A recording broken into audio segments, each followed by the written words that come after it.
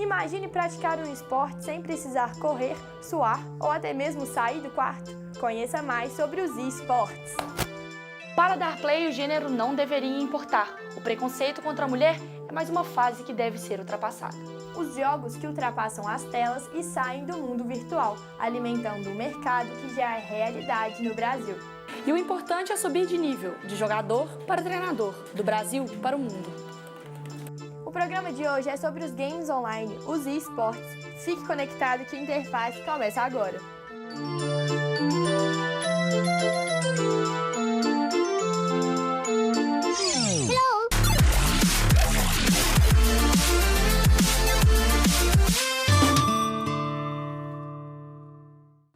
Horas de treino, acompanhamento psicológico e, por fim, estádios lotados. Pois é, Mariana, e por incrível que pareça, a gente não tá falando de jogadores de futebol. Os games online chegaram para quebrar os estereótipos. Um jogo fictício, mas que tem sido a realidade de muitos.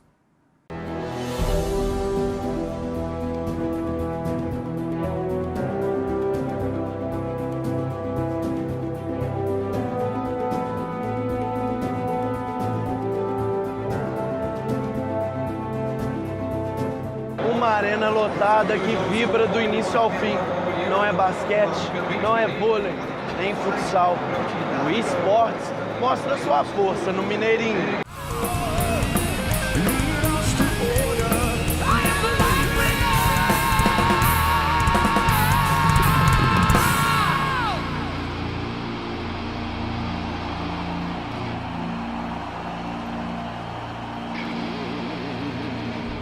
Foram 8.000 ingressos vendidos em apenas 8 horas para ver a final do Campeonato Brasileiro de League of Legends, o CBLOL, que aconteceu no início de setembro.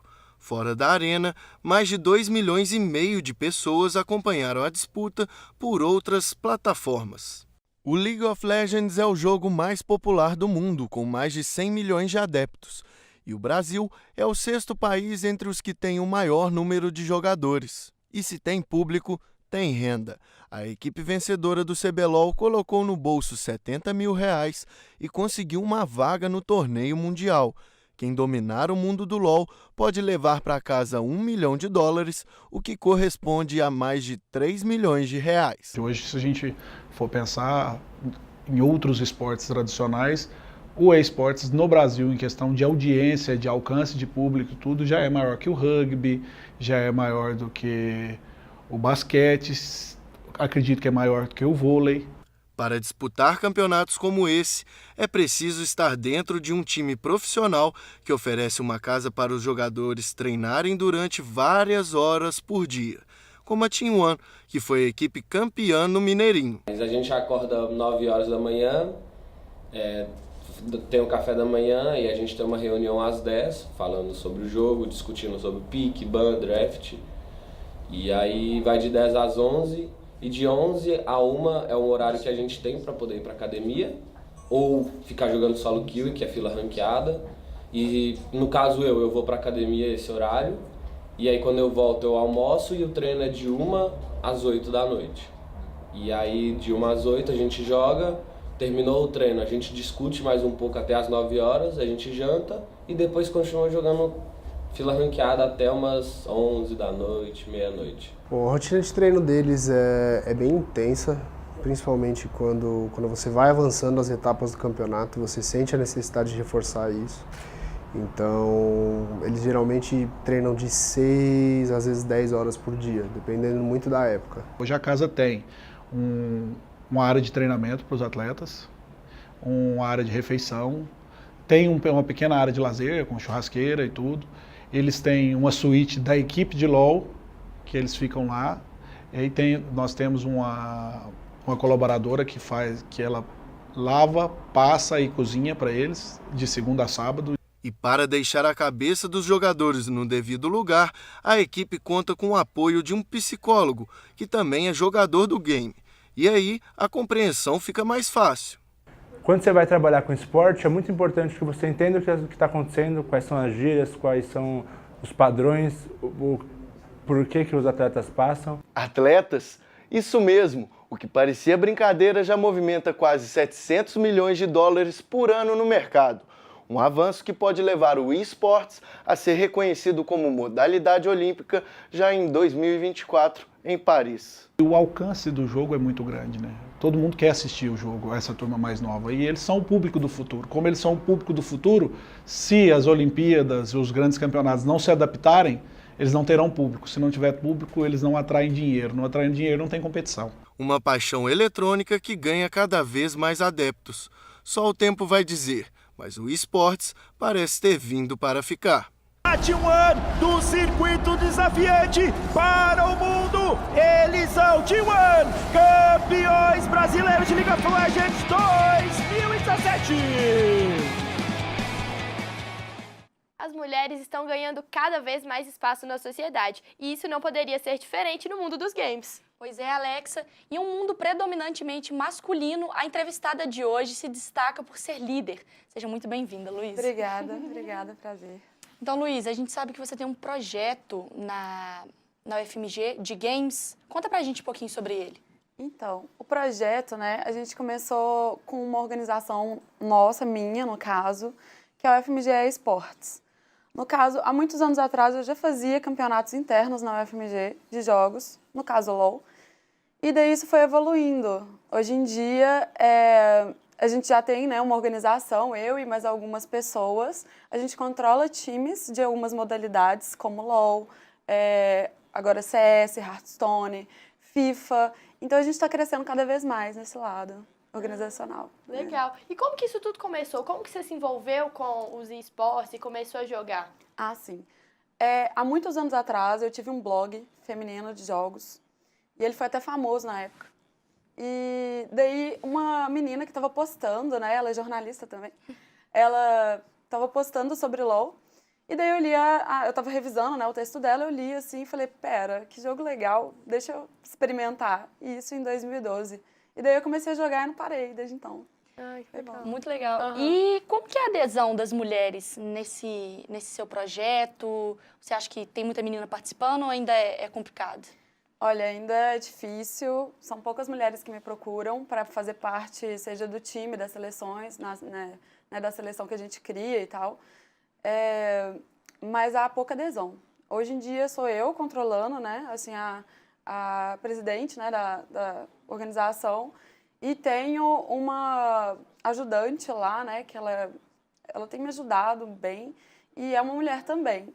Gosta de jogos, joga, mas só somos nós de mulheres. Só agora. isso, né? Uhum. Que é isso. E, Alex, a gente não joga, mas a gente percebe que é um mundo, assim, predominantemente masculino, é um universo ainda que tem muitos homens, né? E assim, isso às vezes pode gerar comportamentos machistas, né? Pensando nisso, Luísa, você já sofreu algum caso? Como você avalia o preconceito nesse meio? Olha, quando eu jogava sem ser online, era tranquilo porque eu convivia com amigos, né, e tudo mais, então não tinha muito isso. Quando eu comecei a jogar online, tiveram 2 jogos, alguns MMORPGs, que são RPGs online mesmo. Já começou aí, né, assim, a haver uma coisa ou outra de machismo. No LoL é muito forte o machismo. Eu tinha um nick feminino no começo, quando eu comecei a jogar, e eu cheguei a tirar, de tão chato que era. É bem complicado. E você escuta comentários do tipo o quê? O que é que eles falam? Os homens? Saia daí, vai lavar roupa, aqui não é lugar pra mulher, jogando que nem menininha, sabe? Aí o pessoal se mostra como que eles são mesmo. Complicado, né? Na frente de uma tela é muito fácil, né? É muito fácil, ainda mais que o jogo, né? Ele atinge uma grande parte da população brasileira, muitos jogadores no Brasil. E isso mostra a realidade também no Brasil, né? Eu acho. É um reflexo, né? Reflexo. E o CBLOL aconteceu recentemente, né, o campeonato, e não teve a presença de nenhuma mulher nos times participantes. Como que você avalia essa falta de representatividade das mulheres? Olha, eu vejo várias barreiras. Primeiro que somos minoria nos jogos, no LoL em si. Temos hoje uma grande presença em jogos no geral, mas a maioria em jogos de tablet, celular, sabe? São jogos mais casuais, assim. Quanto a jogos competitivos, nós temos ainda uma baixa representatividade. E vejo isso, um percentual de mulheres já é baixo e o percentual de mulheres boas ainda é menor ainda, sabe? E tirando que tem essas barreiras do machismo, né, as dificuldades que muitas mulheres aí têm dupla jornada, né? Então, Então é muito difícil. E são poucas as mulheres. Eu lembro que eu fui muito amiga, né, da galera do competitivo de LOL. Eu cheguei a conviver muito com uma amiga minha que chegou aí para o competitivo e foi o mais longe que a gente conseguiu ir no competitivo, que foi ser reserva de um time profissional. Delicado. E mesmo assim ela sofria muito machismo também. E nesse seu projeto, você está tentando fazer alguma coisa para poder atrair as meninas, tentando conversar com o pessoal? Porque é complicado, né? Sim. Sempre nas seletivas, quando tem a presença de alguma mulher, eu sempre peço para as pessoas terem um olhar diferente, sabe? Porque aquela pessoa veio ali com tanta bagagem, tanta barreira e tá ali ainda tentando, sabe, participar. Então eu falo que, vamos dar uma olhada direito, sabe? Às vezes ela tem dificuldades em evoluir justamente por, sei lá, por ser sempre excluída da galera, sabe? Então vamos ver se realmente não dá para esculpir, né, uma pessoa melhor, tirar essas coisas ruins, né, de machismo, dificuldades, e trazer uma mulher melhor para o nosso cenário. E você é uma mulher, né? Você falou que é manager. E comanda uma equipe de homens, né?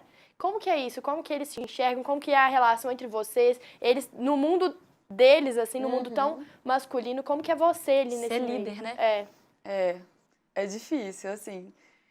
No começo, né, eu já tinha visto que eu teria que ter uma presença forte.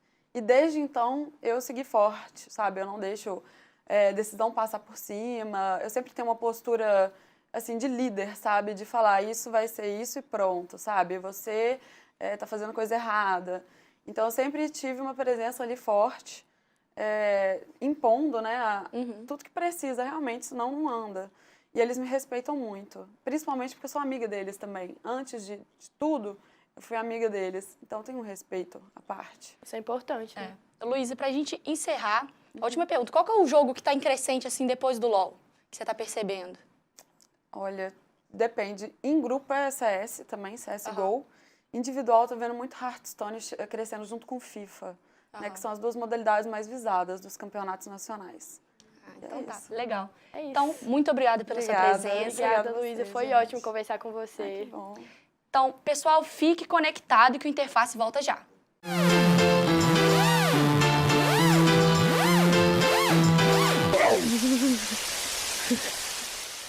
Foi no primeiro Bar Legends que a gente resolveu fazer essa transmissão, né? E eu falei, vamos fazer um vídeo para o pessoal acompanhar e vir nos próximos eventos. Comecei a, enfim, entrevistar a galera, perguntar o que estava achando do evento. A galera gostou muito, deu um engajamento muito bom o primeiro vídeo, eu falei, vou fazer mais. Hoje em dia o canal faz também gameplays, paródias, enfim, a gente tenta entreter o máximo essa galera gamer. O canal, ele gira poucos dólares por mês e tudo mais, não é nada rentável para mim, mas realmente é uma paixão, a gente faz com muito amor.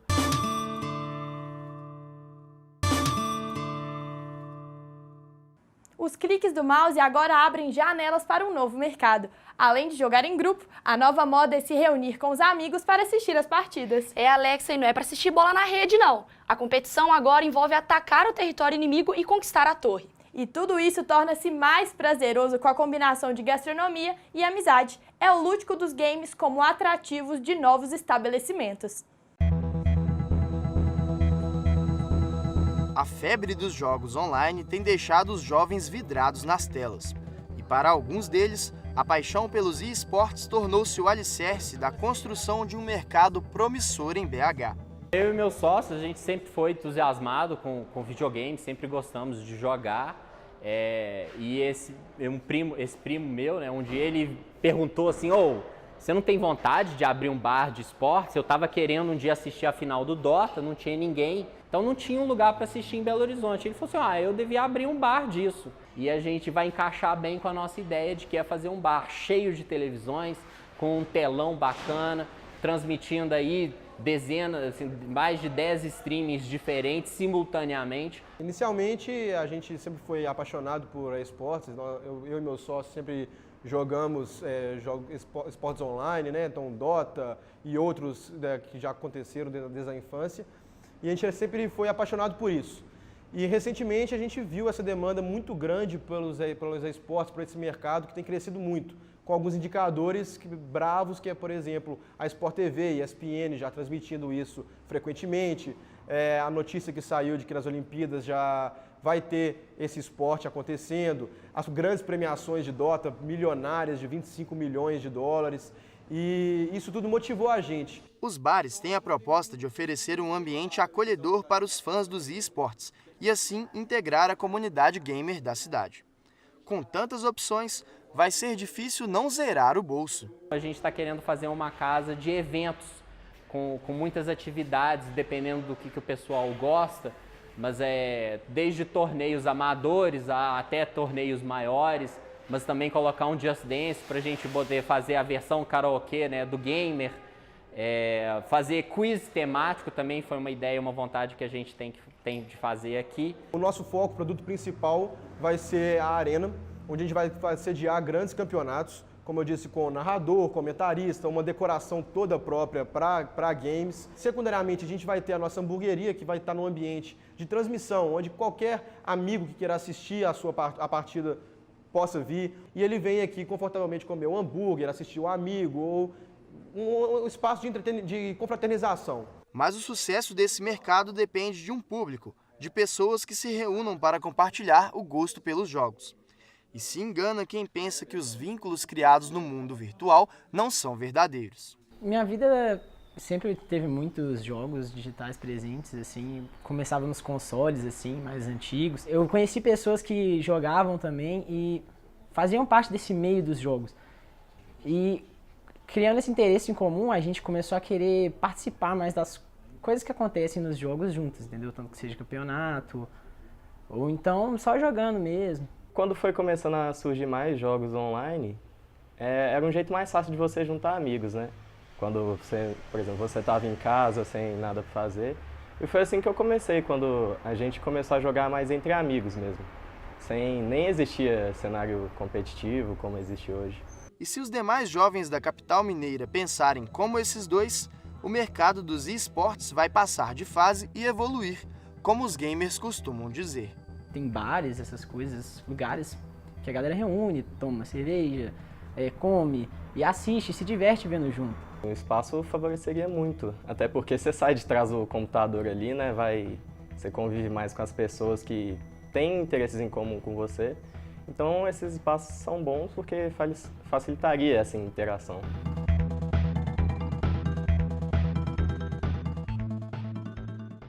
Alexa, imagine poder ganhar 80 mil reais e ainda poder representar o Brasil em escala mundial. Ah, Mariana, desse jeito até eu quero, mas não é tão fácil assim. Técnica, concentração e estratégia são os pilares para o profissionalismo dos jogos.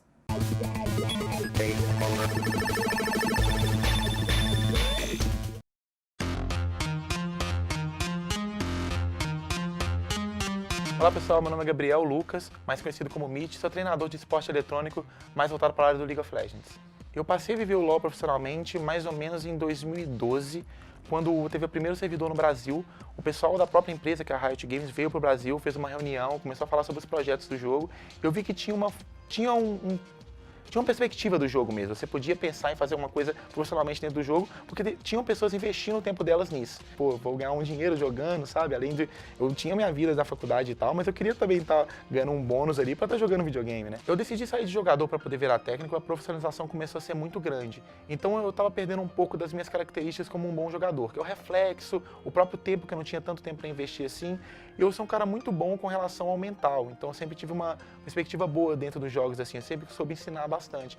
Então eu vi que poderia ser um outro ramo que eu poderia explorar. Então eu fiz essa migração aí, acho que em 2014, se eu não estou enganado, e a partir disso eu comecei a treinar o time que era da Cage na época, eu comecei a ser o manager ali, na verdade, o cara que estava meio que cuidando, tentando comer pelas beiradas. E em 2015 eu, de fato, quando o cenário começou a explodir, começou a ter transmissão e tal, eu me tornei treinador, que foi a primeira equipe que eu treinei, que foi da Pen Game. Felizmente me consagrei campeão naquele ano. Ser campeão brasileiro e representar o Brasil foi incrível, acho que foi uma das melhores sensações da minha vida. Eu lembro até no momento até hoje, quando a gente se consagrou campeão, foi uma jogada meio esquisita. Foi um jogador nosso fez como se famoso saiu pela culatra, assim, saiu pelo lado e conseguiu derrubar o Nexus inimigo. E eu lembro desse momento até hoje porque eu estava muito aflito, porque eu não sabia o que ia acontecer no jogo. E quando aconteceu aquilo, quando a gente se consagrou campeão, quando a gente teve a vitória, eu não acreditei. Eu fiquei meio que em choque, assim, falando, tá, o que aconteceu? Quando eu olhei para todo mundo torcendo ali, eu tive eu me senti realizado, sabe? Acho que todo o esforço valeu a pena para alguma coisa. A rotina do jogador, ela se baseia basicamente em treino e o campeonato que vai ser no final de semana. Então, eles acordavam mais ou menos sobre as 11 horas, que era, entre aspas, uma mordomia. Aí o cara ia almoçar normalmente, treinava de 1 às 10 da noite, então um período de treino bem extenso. De 10 às mais ou menos 11 da noite ele tá vendo o replay, então ele assiste tudo que ele fez no dia para poder passar um pente fino naquilo. E quando dá mais ou menos 11 da noite, o pessoal joga o jogo mesmo, porque tem que estar mantendo reflexo, tem que estar mantendo, sabe, toda a qualidade de jogo em dia. Joga até mais ou menos umas 4, 5 da manhã. Então, uma rotina bem pesada no sentido de que o cara tá sempre fazendo aquilo, ele não tem muita saída. Sobre as diferenças entre o jogo ser mais mental do que físico, é óbvio porque você vai estar sentado e tá na frente do computador, você não tá tendo um esforço tão grande físico, mas a parte mental, ela cobra muito do jogador. O cara tá o tempo todo comunicando, falando, tentando passar detalhes, às vezes detalhes de tempo, às vezes ele tem mais ou menos 2 segundos para fazer uma tomada de decisão muito difícil, que pode custar o jogo para ele. Com esse auxílio mais nutricionista, psicológico, até físico mesmo, você está fazendo uma atividade física para manter o corpo e mente saudável, acho que melhorou muito, assim, uma perspectiva geral dos jogadores. Sobre os preconceitos dentro do mundo dos jogos, eu acho que é muito comum. Eu acho que foi criado até por uma política de como é a internet, o pessoal tá se escondendo atrás de uma tela, então é muito mais fácil de você, sei lá, fazer uma ofensa pro cara. Só que a partir do momento que o pessoal tá saindo, tá indo em estádio, tá vendo o jogo de outra forma, isso tá acabando um pouco. Porque você começa a misturar um pouco o esporte convencional com o esporte, então a vivência começa a ser a mesma. E aí você tira um pouco daquela proteção que você tem atrás da TV, sabe?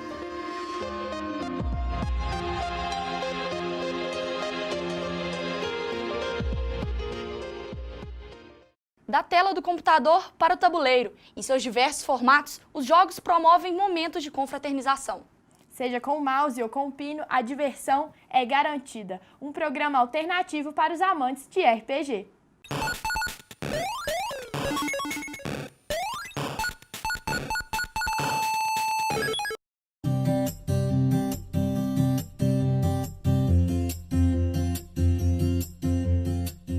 A vida é um jogo por si só, e nesse tabuleiro somos peças fáceis de manusear, seja pelas condições políticas, sociais e por aí vai.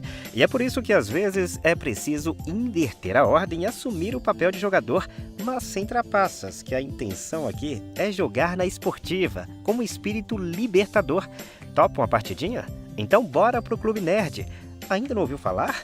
É um novo espaço de BH que reúne um público diverso para jogos mais diversificados ainda.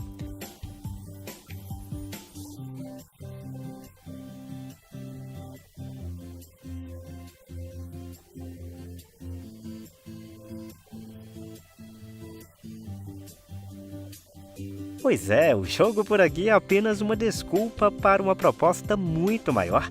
E proposta essa que já tem pouco mais de 1 ano, mas como o jogo não pode parar, o investimento nesse ponto de encontro torna ele uma eterna novidade, com um público que só tem crescido. E enquanto este dado dita o caminho da disputa, as regras acabam por amarrar outras, digamos, peças que nem sempre estão sobre a mesa.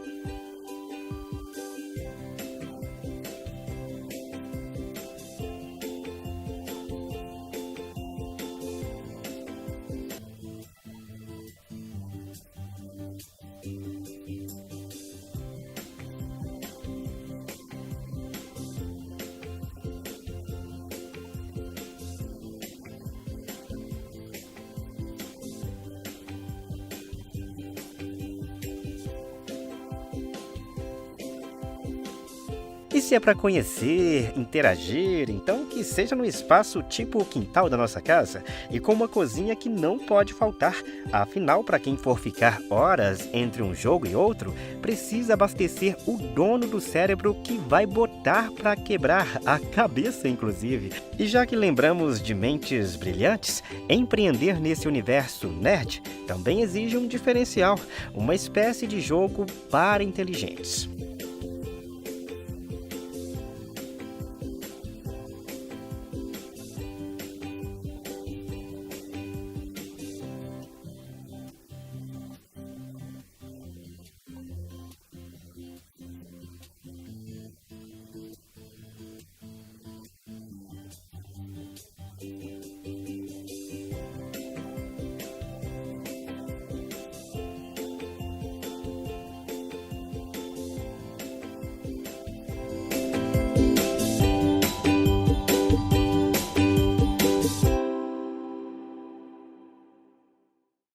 Infelizmente, é hora de desconectar. O Interface de hoje termina aqui. Mas não precisa ficar offline. Assista essa ou outras edições no YouTube da PUC TV Minas. E além de jogar, não deixe de interagir com a gente nas nossas redes sociais. Obrigada pela companhia e até semana que vem. Tchau!